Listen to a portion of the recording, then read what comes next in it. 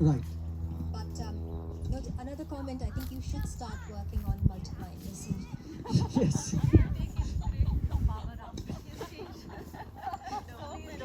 I think I'll tell you one interesting.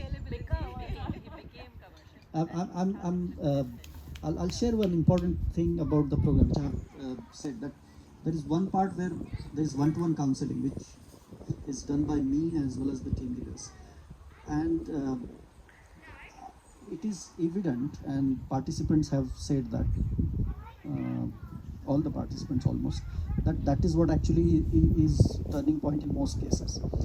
And unfortunately, I've got a family, wife there, filming me, and fortunately,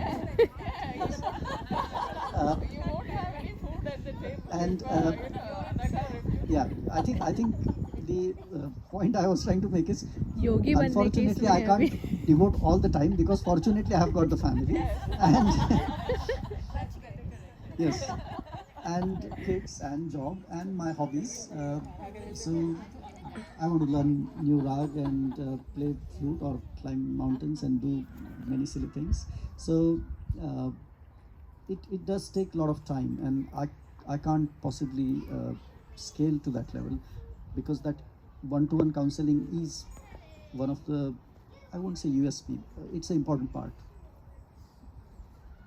I think that is where it makes a difference because Yes. medical science becomes more or less a patchwork thing. Correct.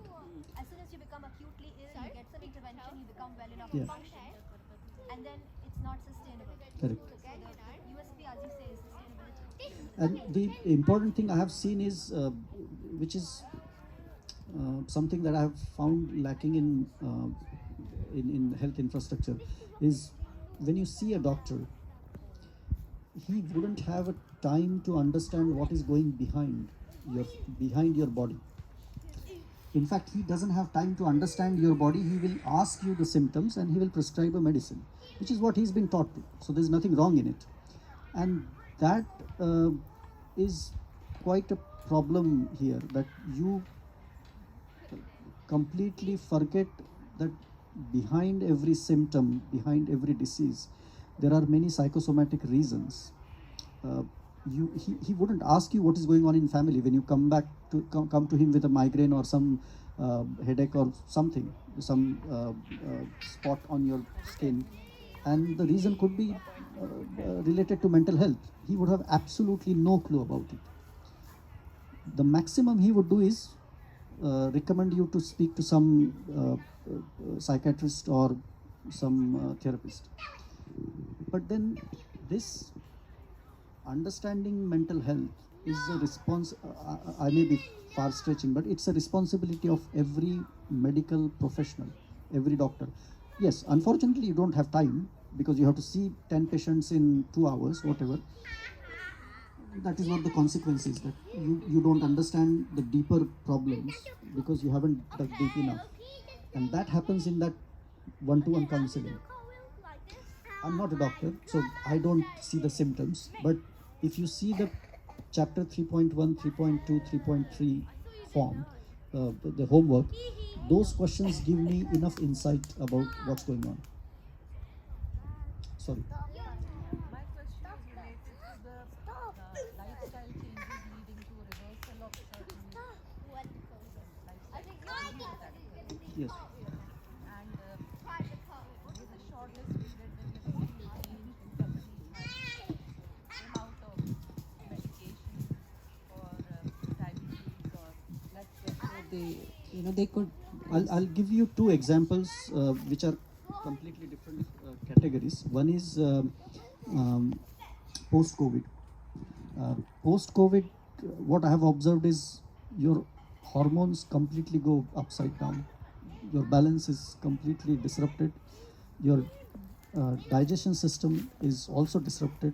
All the bacteria colony that you have in your guts is disrupted, and that sometimes just gives all the random numbers in your blood test and various reports, and then you suddenly get told that, oh, you have got thyroid and you have got blood pressure and sugar, and then you start medicines.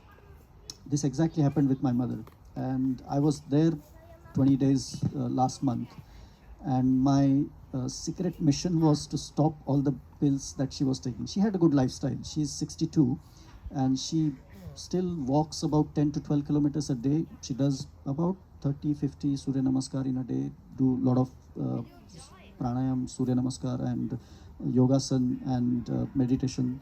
And food-wise, she's quite a healthy eater, so no problems. And the only two things that played against her was 1 week of stress. Okay, and this is quite peculiar and surprising. Many of you will find surprising that 1 week of stress is enough to destroy all the hardship that you had on your body. However good mental health you had, however good diet you had, however good physical health you had, physical health regime, 1 week of stress is enough to disrupt everything. So that was one part, and the other one was COVID. That could make a lot of problems. So those changes I could reverse and observe every day through 21 days I was there.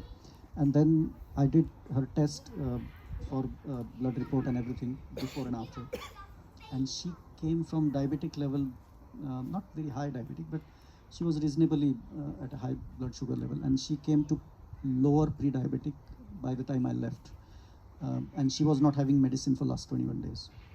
So that was that for the one which was out of COVID. Now again, this is something that I always mention.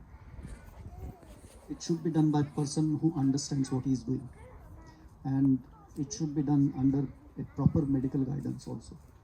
You can't just ask people to stop medicines. So if one starts to make those lifestyle changes and it's going to have an effect on blood sugar levels Yes. or blood pressure, Yes. and at the same time they're taking the medication for those, so Yes. is there a risk that they would go down? No. So that was one point that I explained, that there is one session by doctors, which is also one-to-one, and a common session, where in the one-to-one session they do change the the medicines that you are taking if required, or at least the timings of those medicines, because the diet, the food meal timings change. Now, keeping COVID condition aside, the one example that I gave, the other case is normal. Anyone who has sugar or any other blood pressure problem, you tend to see the change in a week's time, that you are more normal with medicine than you were not. I mean, even with medicine, you are always on higher side or lower side, whatever it is. So what you start observing is you go around your equilibrium position, which is a normal range, and then you reduce the strength of the tablet. Again, the doctors intervene and they would tell. It could be one of the doctors that I have in my team, or it could be your own doctors where you got medicine from. So would they ask them to get checked before? Yes. And so because this works differently in India, you can have a doctor prescribe you medication and lower your dosage or Yes. whatever, but it works differently here in Yes. NHS. So how do you tackle It that? has worked here as well as in US. In some participants, I have seen that they could reduce the tablets. Here, there was a case of blood pressure, and most of the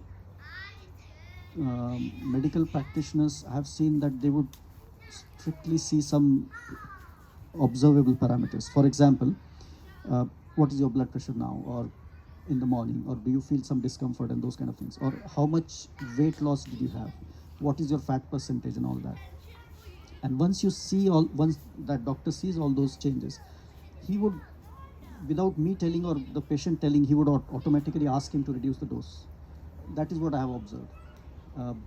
But my suggestion and discussion with the individual, that always revolves around how he can stop the tablets, and that is rationally, not just by random thoughts. So Do you